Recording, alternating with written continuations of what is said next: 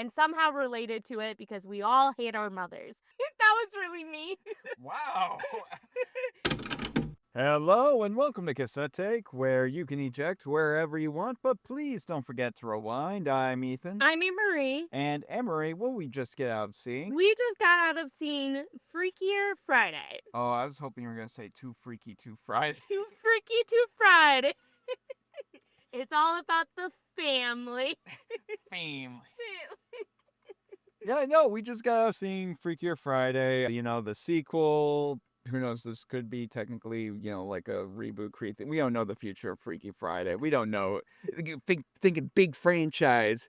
No, I mean, this was a sequel to the original 2003 movie with Jamie Lee Curtis and Lindsay Lohan. Annmarie, you know this movie better than I do. The only thing I remember from the original was the marketing for it, and oddly enough, even though I say that, I can't even remember if this movie got a theatrical release. It did. It did. Okay, Lindsay Lohan was 15 years old when they shot this film. I believe she was 16 when it came out.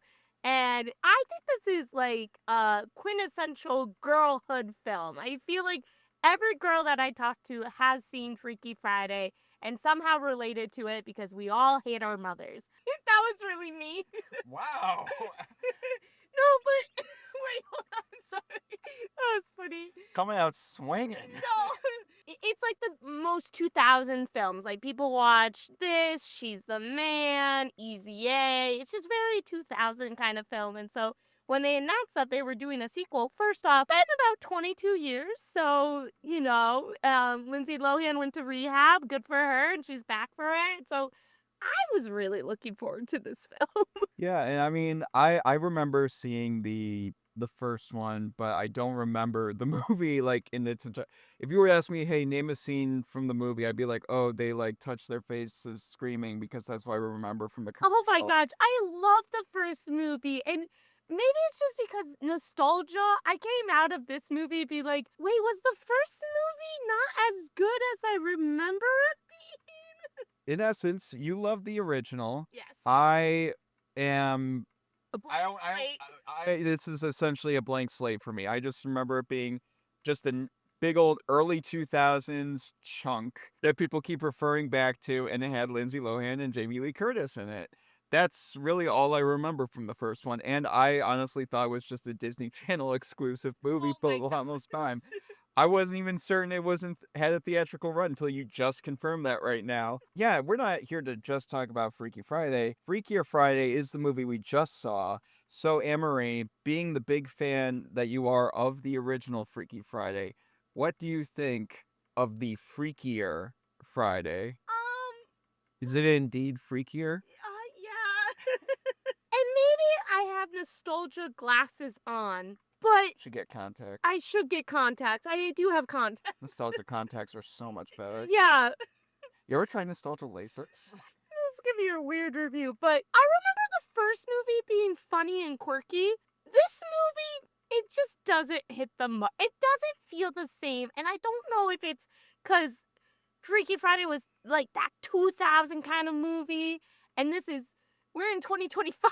It's very different. Listen, it's what you expect it to be. Like, I don't think this is groundbreaking. Jamie Lee Curtis, she's not going to win another Oscar for this. What? Why not? I know. And so the story is Anna is going to marry this new guy, and they both have daughters.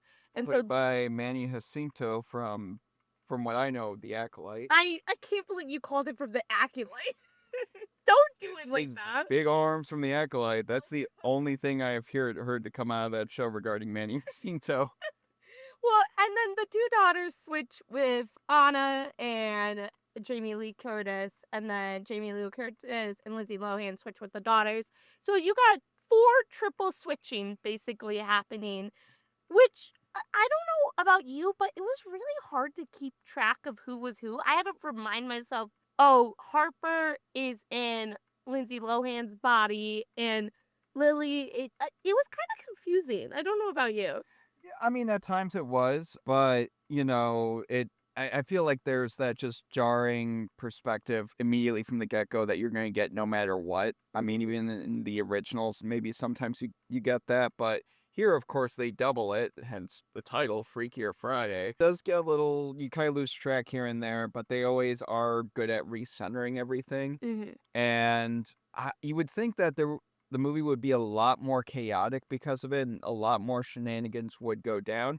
And there are plenty of shenanigans that do go down in this movie, but I felt like it was lacking in the shenanigans at the same time. I felt like it wasn't quirky enough. Like, there's something so special about the OG movie that was unique and brought in such a different perspective.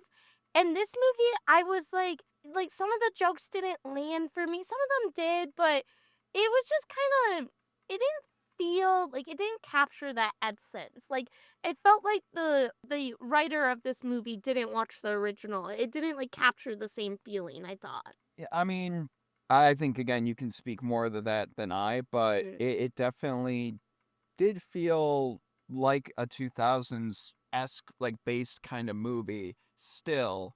Really? Yeah, I did not feel that. but just when it tries to go into the comedy part of it, that's kind of where it doesn't know what it wants to be. Mhm. And maybe that plays into the whole meaning of the movie at the same time. I mean, I don't want to get too artistic with a Freakier Friday movie here, It's but so deep.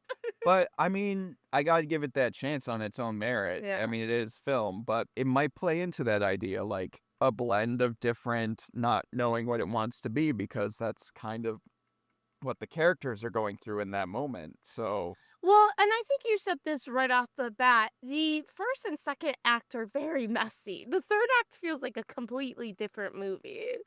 yeah, so the first and second act, I would say, are pretty.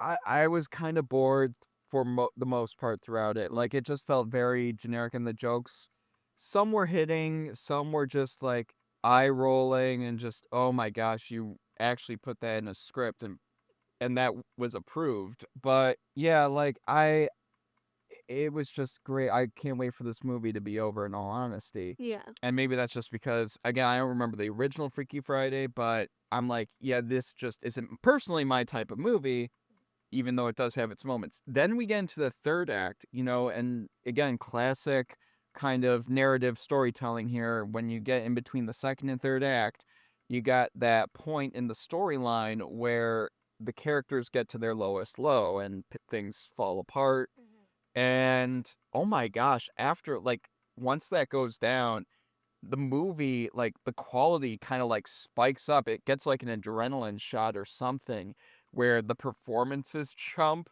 like the camera work suddenly is better.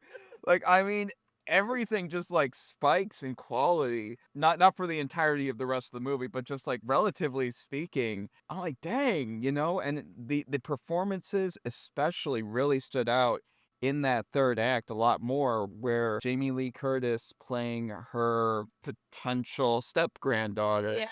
is just really compelling, conveying her emotions. Again, I don't want to give too much away here, but like is a very compelling performance, and it's just like, wow, like I'm really feeling this. And then her going off of the original person, the granddaughter, future Yeah. granddaughter-in-law, step whatever, like, both their performance really do wonders here. Like, it's just so great, and it's like, where was this? And I know that, you gotta have the first part to get to that next part for character progression and development, but I don't know, I feel like those first 2 acts could have done a bit more better of a job in leading up to moments like that.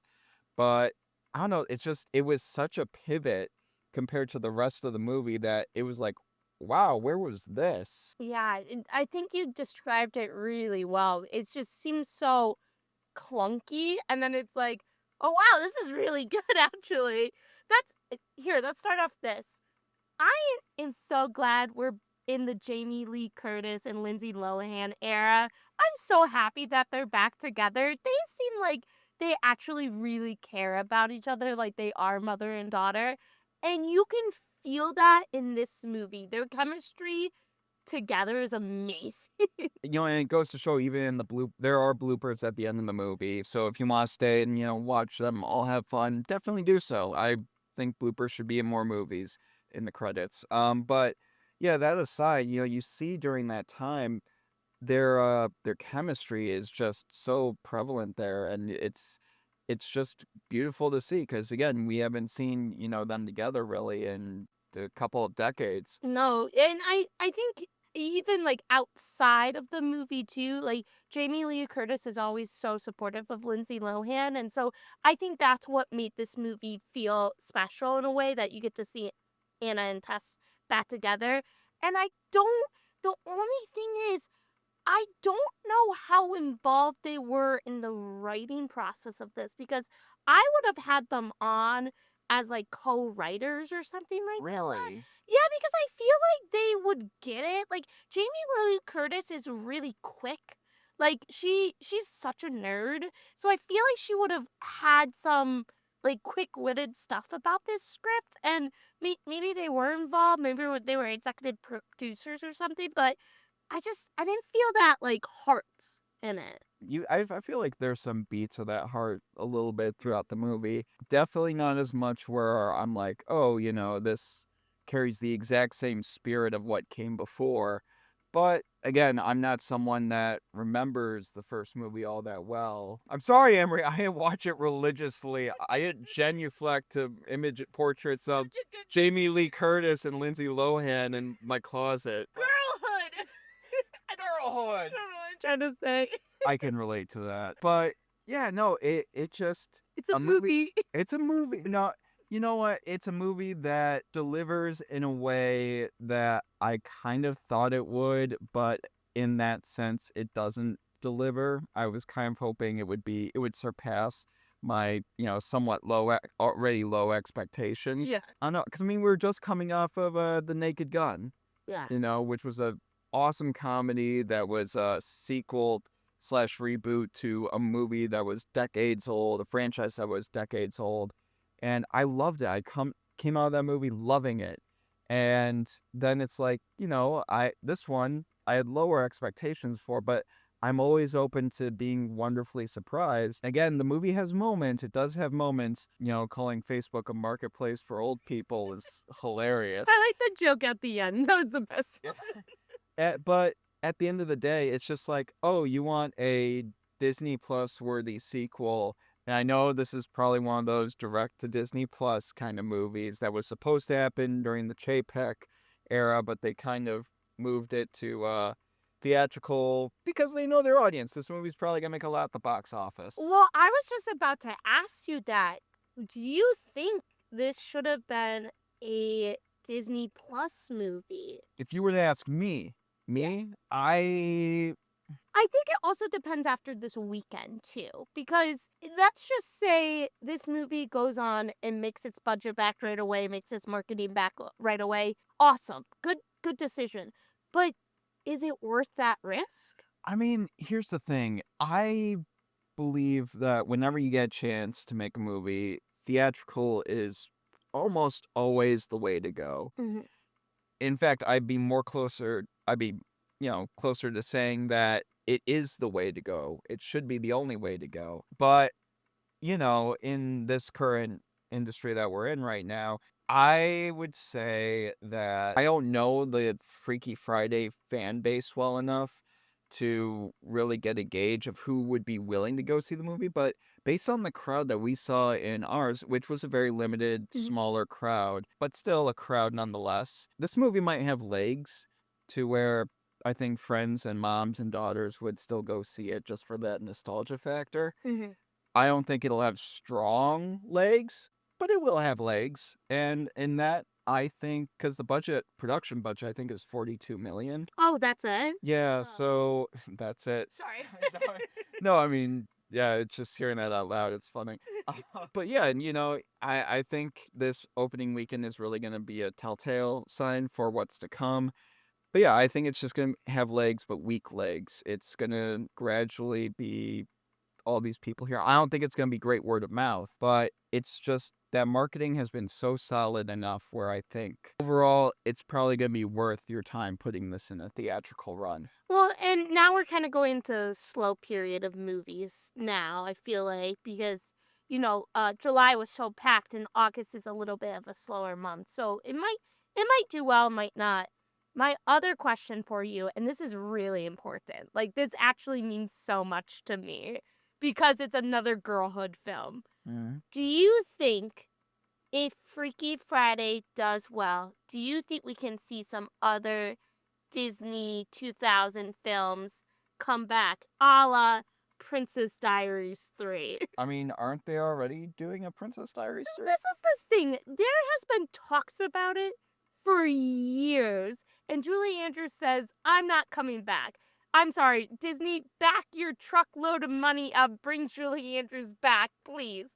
But I do think that the success of this movie may break or make Princess Diaries 3. It's hard to say because those are while there is a lot of overlap, I'm not sure if they're the exact same audiences, Mm-hmm. So I don't know, but knowing the, black and white mindset of a lot of execs, I mean, I wouldn't be too surprised if that's what their process was here. Listen, Princess Diaries 3, from what I know about it, is already was it well in development? I think it's been written.